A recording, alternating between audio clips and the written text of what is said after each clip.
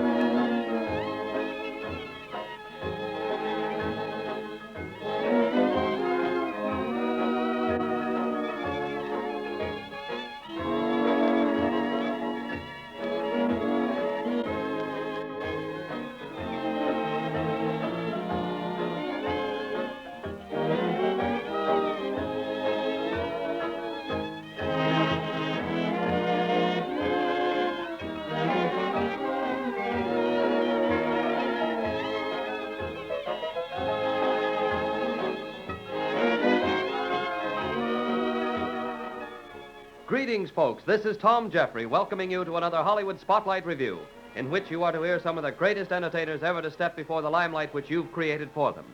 First of all, our genial maestro, whose soothing music you've just heard, Phil Harris. Then Larry Burke, the troubadour of Hollywood. Next, the Five Jones Boys. And as a topping climax to this procession of talent, the original slow brain through Arkansas, Bob Burns. Well, let's hear from Phil Harris first. Come on in, Phil. Joe E. Brown, the mouth that launched 1,000 laughs, has requested that I sing Underneath the Harlem Moon. I was a little bit flattered at first, and then I remembered that Harlem is some 3,000 miles away, Joey.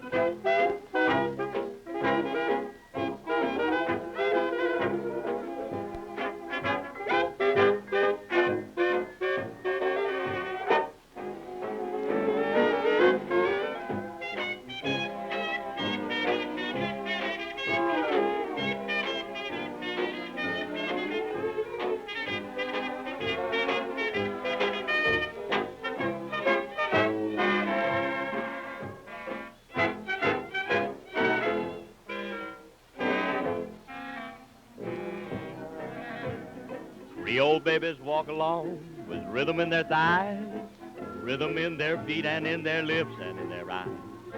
Where do highbrows find that kind of love that satisfies? Underneath the Harlem moon. They got no fields of cotton, picking cotton is taboo. And they don't live in cabins like the old folks used to do.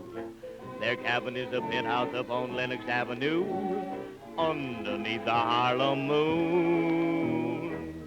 Oh, they just live on dancing. Why, they're never blue or forlorn. 'Cause it ain't no sin to laugh and grin. Why, that's why darkies were born. They keep on shouting hallelujah every time they're feeling low. And every chic is dressed up like a Georgia gigolo. Now you gonna call it madness, but they call it Idaho, underneath the Harlem moon.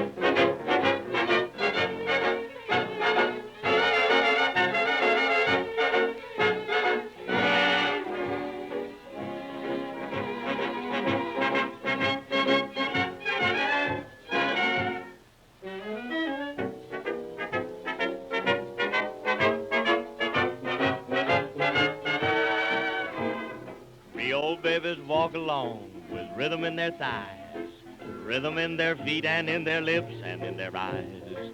Where do highbrows find that kind of love that satisfies? It's underneath the Harlem moon. Say there's no fields of cotton, picking cotton is taboo. And they don't live in cabins like the old folks used to do. Their cabin is a penthouse up on that Lenox Avenue, underneath the Harlem moon.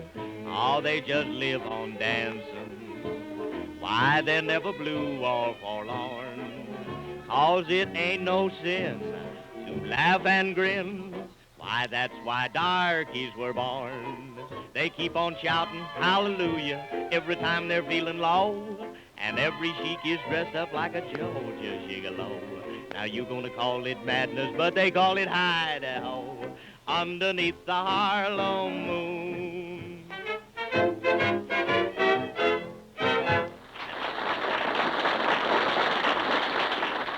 Now, ladies and gentlemen, the Hollywood troubadour, Larry Burke, with a tender message for some sweet damsel out there. You're all I need. You're all I need, my wonderful one. You're all I need, my starlight and sun. A friend to walk beside me, a loving hand to guide me, a tender evening song when day is done.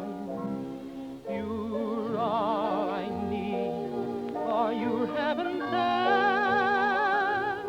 You're all I need to bring me contentment. The world is mine, for you are mine. I'm rich indeed.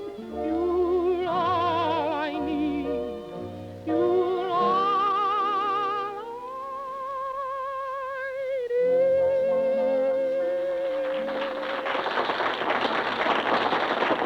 Well, well, well. Here comes Arkansas's wandering boy, the original slow brain through Arkansas, Bob Byrne. He's going to be interviewed by Tom Post. And Bob looks a little tired because his grandfather attached the radio to the brass bed and got Hot Springs, Arkansas. Anyway, here they are, Tom Post and Bob Byrne.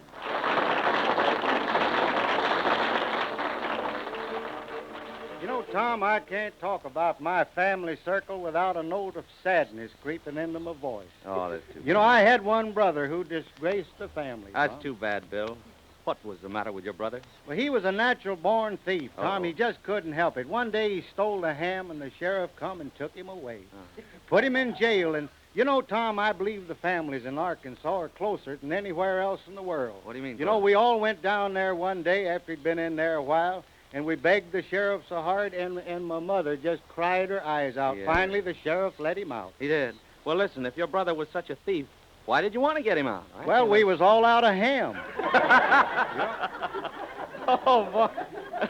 You must have been pretty hard up. But what did your father do for a living? Well, he didn't do nothing, Tom. He'd just sit in front of the fire and think. Was that all he ever did, just sit and think? Well, no, sometimes he'd just sit. You know, sometime when we got real hungry, you know, we'd take the dogs out and catch a rabbit. Yes. One night the dogs got in a fight with a skunk, but the skunk got away. The dogs trailed him away, but they gave it up. They did. I see. The dogs lost the scent, I suppose. No, they didn't. They lost the skunk, Tom. They didn't lose the scent for months.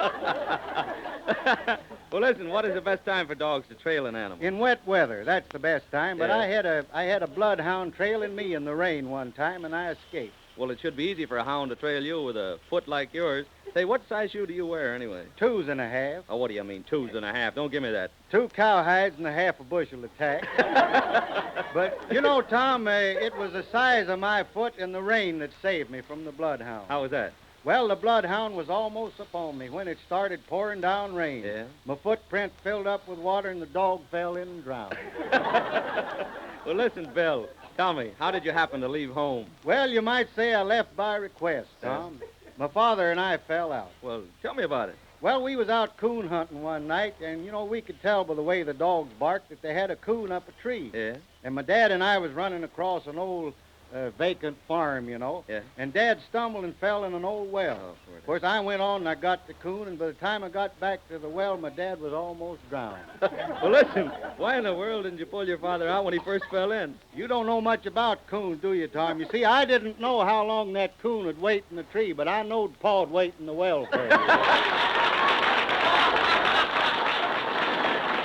Thank you, Bob. We're always welcome to have you here on the Hollywood Spotlight. And here are 5 more lads who are also always welcome. The 5 Jones Boys.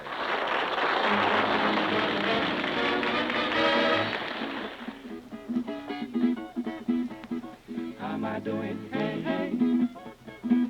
Now, I know a gal named Sadie Green. Sweetest gal you ever seen. She loved to dance, she loved to sing. She'd take a chance on any your thing. Then at the ballroom about 12 o'clock, when the band was playing, Miss Sadie Green moved on that floor, and this is what she said. How am I doing? Hey, hey. Tweet, tweet, tweet, twat, twat. How am I doing? Hey, hey. Gee, oh, baby, oh, show. Now I ain't bragging 'cause it's understood. Everything I do, I sure do it good. How am I doing? Hey, hey. Tweet, tweet, tweet, twat, twat. How am I doing? Hey, hey. Tweet, what, tweet, what, what? How am I doing? Hey, hey. Gee, oh, baby, oh, show. I'll admit, do a little bit. It doesn't make me like it, and I just can't quit. How am I doing? Hey, hey. Tweet, what, tweet, what, what? How am I doing? Hey, hey. Tweet, twat, baby, yes. Now, how am I doing, boys? Hey, hey. Gee, oh, baby, oh, show. Bop-a-little-little-little. Boom, boom, boom, boom. How am I doing? Hey, hey. Tweet, tweet, tweet, twat, twat. How we doing? Boom, boom, boom, boom, boom, boom. How we doing? Gee, oh, baby, oh, show.